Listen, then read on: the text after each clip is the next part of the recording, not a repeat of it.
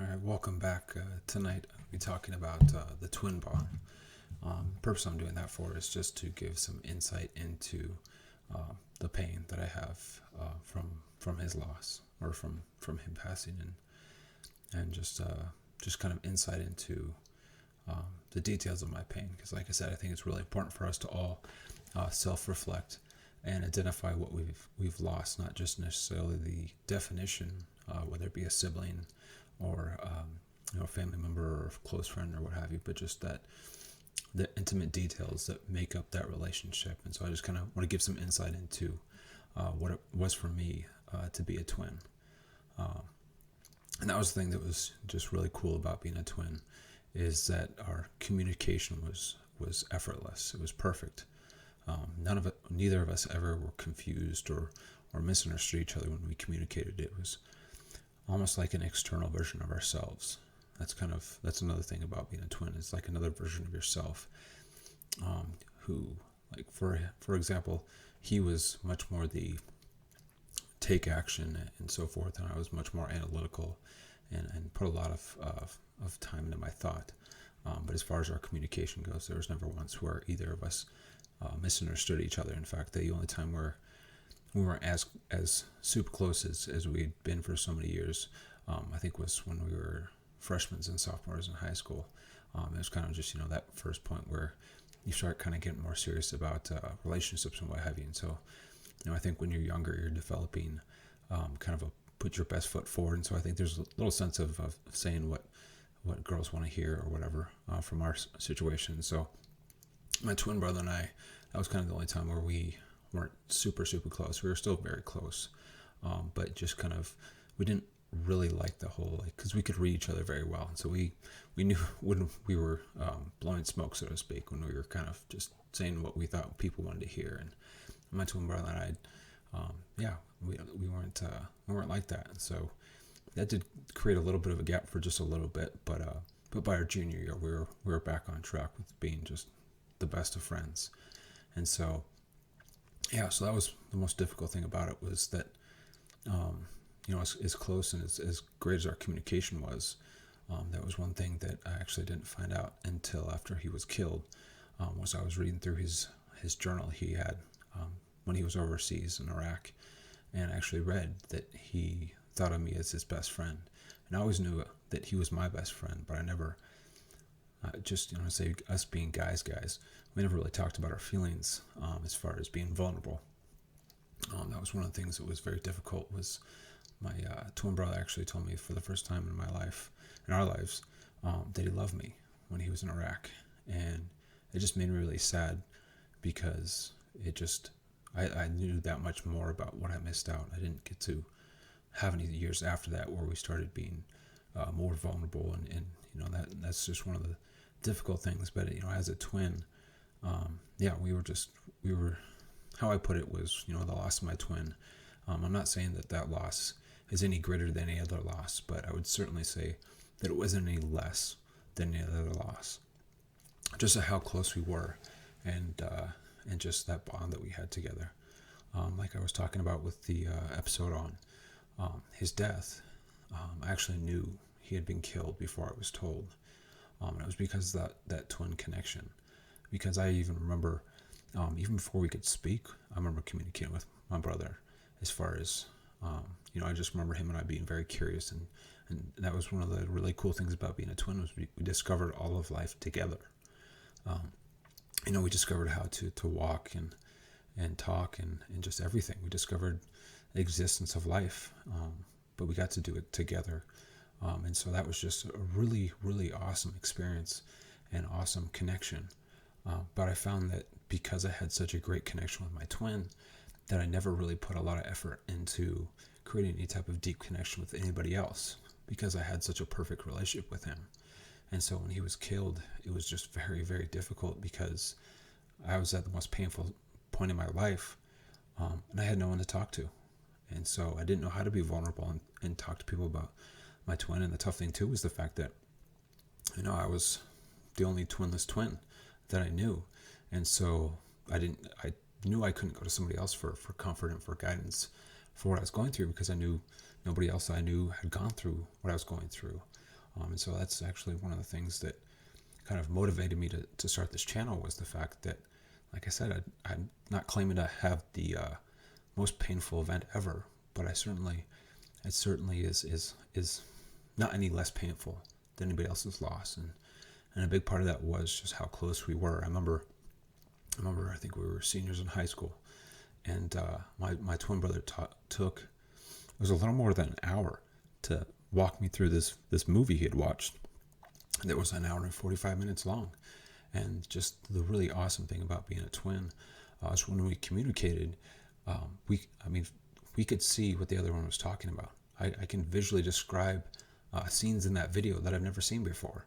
And that it's an awesome bond that while, it just ultimately it breaks me to not have that anymore, and to know that I'm going to go the rest of my life without it. But it also, I feel blessed because I got to have a love and a bond that so few people get to experience.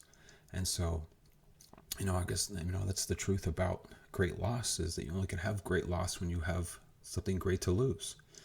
And so again, that was just really something that fed just that bitter sweet of life, was that I realized, when I got married and started having kids and stuff, that the more love I surrounded myself with, the more I knew I could lose. And so that's just that fine line of, accepting what you have while you have it. And it's just very tough to stay focused like that. But again, it's just one of those things that I realized, was that all my worrying I did following my twin mother's death did me no good. And it actually, I won't say it tainted, but it diminished the love I had in life, because I was so terrified of losing it that I really didn't get to enjoy it. And so, that's something I would encourage people to try to do. And I know it's very difficult, because I strive to do it. And I had that bond, and I haven't been able to develop with anybody else. But I do realize that I say as different as my brother and I were with certain things. My brother dated a lot of girls. I didn't date a lot of girls. It wasn't who I was. I was gonna say I was a little too sensitive. Whereas my brother was sensitive, but didn't have any problem at all dating a lot of girls. And so, even though we differed on how we made our life choices, neither one of us judged each other. It was, like I said, it's just amazing to have that kind of validation, where you can make your choices and you don't have to defend them to the other person. You know that they're going to completely accept your choices because they know who you are. And and that's the thing, was we both knew, as long as we were being true to who we 100% accepted each other. And that sense of approval, it takes the weight of the world, just having that one person in your life that can give you that kind of unquestioned support. And so again, I would just encourage people to try to develop relationships like that. And it's scary, because, like I said, it's, for my brother and I, like I said, there was an unspoken, communication of acceptance. We both knew each other, wholeheartedly accepted the other one. But that's one thing I've learned after his death, was that I want to seek to strive to, accept everyone in my life wholeheartedly as who they are. And I think the more and more we can be who we are with each other, the less and less we have to wonder if when we're communicating or when we make actions, what the real agenda is. I think that's one of the things that's very tough, is that with a lot of our relationships, at least as I've experienced, so much of the pain of actions or lack of actions or communication is just miscommunication, where you say one thing, the person thinks another. You don't do something because you think that you shouldn't, and someone thinks that you don't care, or something like that, where, like I said, I never once questioned any of my brother's actions or anything he said, just because we had that strong communication, that strong, unwavering, we knew each other perfectly. It was honestly just the most awesome relationship that I've ever had by a long shot. But as I've been married for over a decade, and I have 4 beautiful children, and I have a big family, that's just something I've been trying to do, and it's not easy. But I know that the more and more, I allow myself to be myself around other people, and that's one thing I've realized, is it's really important to be yourself. So be ready to communicate your intent. How I put it is, be prepared to be misunderstood.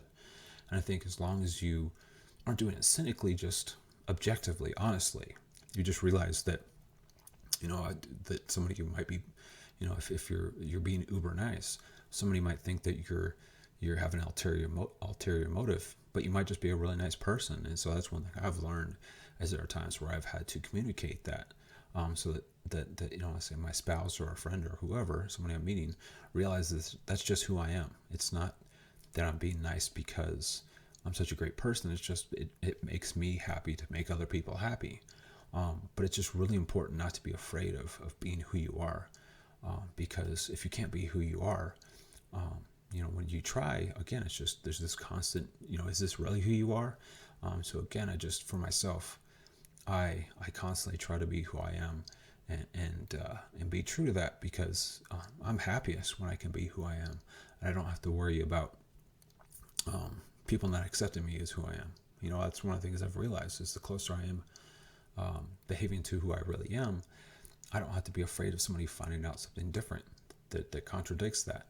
And so I know it's tough, and again too, I know I have to really work on it, because my bond with my twin was effortless. Like I said, I was just born with it. I didn't have to do anything. It was just there, and it was amazing. And so that's one thing I've learned with that loss, was that I want to try my best to create more bonds as close as possible to that, just because I know that, like I said, even just one person in your life that can be that unquestionably close and that unquestionably supportive of who you are, it just takes the weight of the world off you.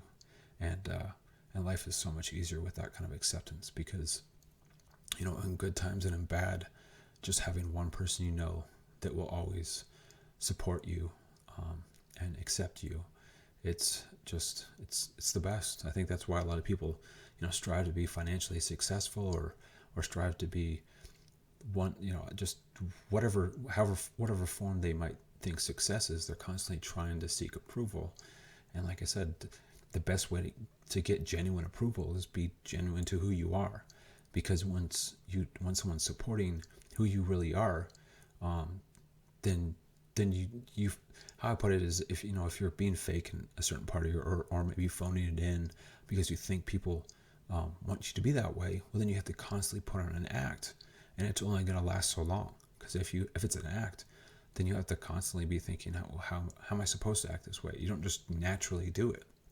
And I think people really resonate and generally appreciate being genuine, rather than trying to play a part.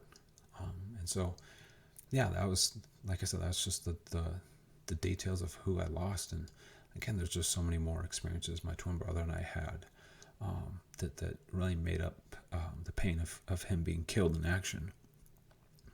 But yeah, it was just, and just kind of to go further on that pain. That was one of the things too, was whenever he was telling me about, say, missions he went on, and just the brutality of his job, and just the constant combat they were in. My twin brother's company actually became somewhat infamous within the military.